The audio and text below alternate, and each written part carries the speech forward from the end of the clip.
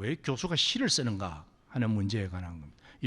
나의 변명도 아니고 이렇게 살아왔다는 데 대한 설명의 한 부분, 여전히 남아있는 숙제 같은 것의 관점에서 말씀을 드리자면, 이제 결론을 미리 말씀을 드리면, 우리는 세상을 살아가면서 관찰을 하도록 되어 있다.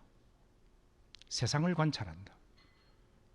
그런데 관찰을 기록으로 남기는 것은 글의 형식이나 장르가 반드시 처음부터 정해져 있을 필요가 없다. 그런 연고로 나는 논문도 쓰고 칼럼도 쓰고 시도 쓰고 산문도 썼다, 이런 얘기입니다. 그런데 특히 시는 아마 잘 못 써서 지금까지 미루어왔던 숙제 같은 거일 것 같습니다. 제가 고등학교 때, 제가 다녔던 고등학교에는 문예반이 한 학년에 4명인데요 1학년 때 4월 달에 개교기념 100일장을 했습니다. 그래서 장원, 차상, 차하, 참방 이 4사람이 3년 동안 문예반을 같이 했습니다. 그래서 교지도 만들고 뭐 그렇게 했었죠. 거기에 우리 지금 저기 있는 친구들, 오늘 오기로 돼 있다가 안 온 친구도 우리 문예반의 친구였는데, 그 4명이, 저는 고등학교 1학년 때 차하를 했습니다. 3등이었습니다. 2학년 때 차상을 했고요. 3학년 때 아무도 100일장에 관심 없을 때 저 혼자 준비해가지고 제가 장원했습니다. 저보다 글을 훨씬 잘 쓰는 우리 그때 문예반 반장은 아마 입시 준비하느라고 걔가 아마 차상을 했을 겁니다. 그런데 글을 늘 잘 쓰고 싶었습니다. 1973년 제가 고등학교 2학년 되는 해의 1월 달에요. 매년 1월 달에 각 신문사들이 신춘문예 당선작을 발표합니다. 고등학교 2학년이 갓 되었던 문예반의 일원이었던 소년 김기정에게 시선을 확 사로잡았던 시가 하나 있었는데요. 당시 조선일보 신춘문예 당선작이었던 연가라는 제목의 시였습니다.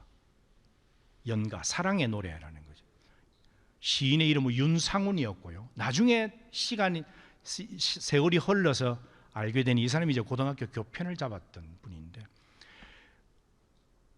73년에 조선일보 신춘문예 당선된 시의 귀절이 평생 저를 여기에 붙잡아 두게 될 것이라는 그때는 생각을 못했습니다. 연가라는 시가 이렇게 시작하는데요. 그대와 내가 마주보고 그대가 나의 누구인가를 묻고 있을 때 그대는 내게서 멀어지고 있었네. 겨울에 눈 덮인 들에석은 별이 숨은 어두운 강에석은 스스로 가득하며 따뜻했던 우리가 거주할 정원의 나무 몽령과 라일락 곁에서 서로의 모습을 정립하려 했을 때 우리는 멀어지고 있었네. 이게 이렇게 시작되는 내가 너무 많이 얘기했나요? 이렇게 시작되는 시입니다. 이 시를 접한 이후에 시 쓰기를 포기하기가 힘들더라. 너무 아름다운 시였 때문에. 그런데 시집도 이제 4권을 냈고요. 산문집도 3권을 내고 이랬는데, 우리는 뭘 관찰하면서 살 것인가 하는 거죠. 그리고 뭘 관찰하는데 그 관찰의 결과가 시라는 형식으로, 글의 형식이 나타났을 때 뭐가 특별한 것이 있느냐. 저는 이것이 인간의 문제이기 때문에 그렇다는 겁니다. 김춘수의 표현을 빌면, 나는 왜 시인인가? 김춘수 스스로 답하기를, 인간이라는 슬픈 존재로 태어났기 때문에 시인일 수밖에 없다. 인간은 원래 불완전하고 슬픈 존재입니다. 그런데 여기에 더하여서 왜 우리는 시적 감동을 느끼면서 이것을 아름다움으로 승화시켜야 한다고 결심하느냐 하면, 하나는 인간 자체의 본질적 문제가 있고, 또 하나는 인간과 인간의 문제가 있고요. 사람과 사람의 문제가 있고, 그 속에서 만들어지는 사랑의 불안정성, 관계의 불안정성, 이런 것들이 있고요. 그 다음에 정작 정치학자인 나의 시선을 사로잡았던 것은 사람과 제도의 관계입니다. 우리가 흔히들 세상이라고 부르는 이 세상이 너무 못났잖아요. 우리도 이 세상 만드는 것에 일조했지만 인류 문명사 5,500년 문명사 중에 완성됐다고 선언한 적이 한 번도 없는 것이 인간 세상입니다. 인간 세상은 처음부터 불안정한 거예요. 인간 존재도 불안정하고 인간이 만들어서 운용하고 있는 세상 시스템도 미완이고 그 관계들 때문에 인간은 늘 슬퍼할 수밖에 없다. 피곤할 수밖에 없다. 유토피아의 부재라는 뜻이죠. 그래서 김춘수도 그렇게 얘기합니다. 유토피아는 이 세상에 존재하지 않는 것인데 존재하지 않기 때문에 우리는 유토피아를 계속 끊임없이 얘기해야 된다. 유토피아를 향한 인간의 갈구, 불안전한 세상, 인간의 불안정성 이런 것 등이 그 속에서 슬픔을 나타내고 그 속에서 그리움을 나타내고 강렬한 뭔가의 감정들이 우리의 시선에 사로잡혔을 때 그것이 시라는 언어의 장르로 드러나는 것이 아니겠느냐. 시는 아름다움의 운율적 창조, 이게 에드가 알란 포의 얘기입니다. 그런데 내가 가장 좋아하는 시란 무엇인가? 여기 로버트 프로스트가 했던 얘기인데요. 감정이 생각을 찾아내고 그 생각이 단어를 찾아낼 때 그게 바로 시가 되는 것이다. 저는 그 말이 저에게 훨씬 많이 와닿습니다. 사람으로 태어난 것의 슬픔이 시의 출발이다. 김춘수는 또 얘기하는데요. 그래서 궁극적으로 시는 언어로 쓰지만 나는 언어로부터도 해방되고 싶다. 그것이 인간이 갈구해야 되는 마지막 자유의 진원지, 마지막 자유의 정착지일 것 같다. 역설적이죠. 시인은 우리는 이 모든 모순들을 언어를 통해서 표현해야 되는데 언젠가는 언어조차 버리고 싶은 것. 그럼 시인은 무엇을 궁극적으로 바라는가? 어쩌면 자유일지도 모릅니다.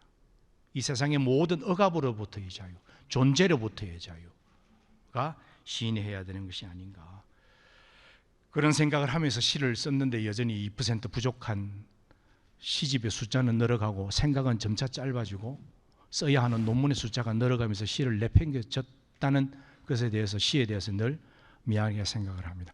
앞으로 남아있는 동안에 조금 더 많은 시적 감상을 좀 가지고 싶다는 생각을 간혹 해봅니다. 그런데 가끔은 시가 아주 정돈된 형태로 나타나기도 하고 어떤 때는 산발을 하고 나타나기도 해서 시가 산발을 하고 나타나면 산발한 채로 산문으로 쓰는 것도 괜찮겠다. 이게 이번에 제가 산문집을 썼던 이유입니다. 잘 살고 싶습니다. 여러분도 잘 사십시오.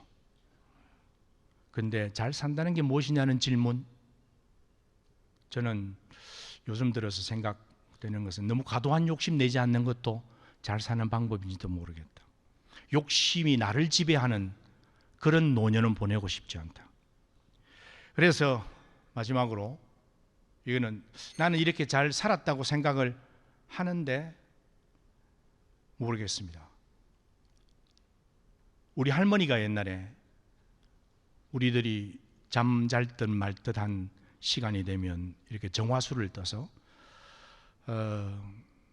뭔가 손바닥에 좀 아주 건기가 많은 우리 할머니가 손을 비비면서 했던 그 기도 중에 표현이 우리 애들이 남의 눈에 잎이 되고 꽃이 되는 애들이 되었으면 좋겠다 그랬거든요.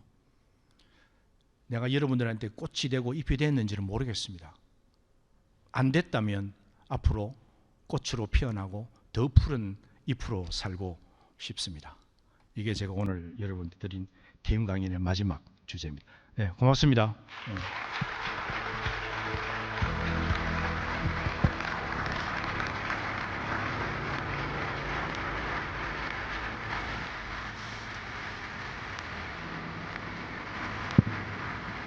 네.